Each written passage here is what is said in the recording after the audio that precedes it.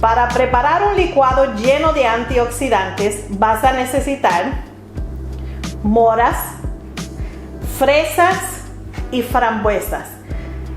A mí me gustan comprarlos congelados, me parece que me salen más económicos y me duran más tiempo que comprarlos frescos. Si dependiendo en dónde estás, en qué país y qué área estás, posiblemente las frescas te sean mejor. Compre lo que sea conveniente para ti y para tu bolsillo.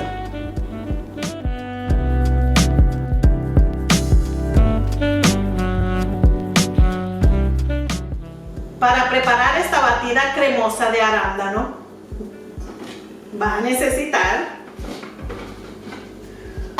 una taza de arándano o de berries mezclado como tengo aquí,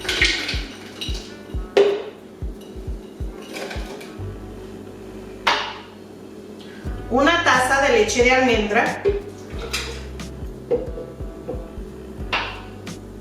una taza de hielo o media taza de hielo,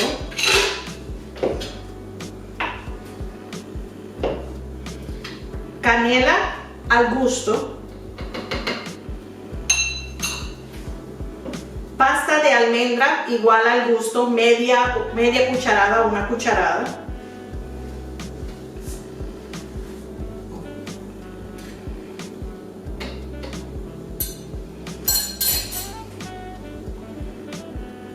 y el secreto adicional del antiinflamatorio, el turmeric,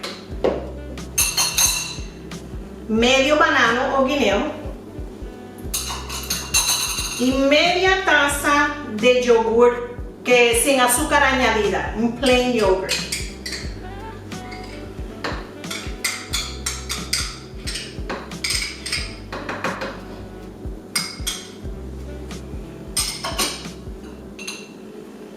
Dos cucharadas o 3 cucharadas de la avena, de las hojuelas de la avena.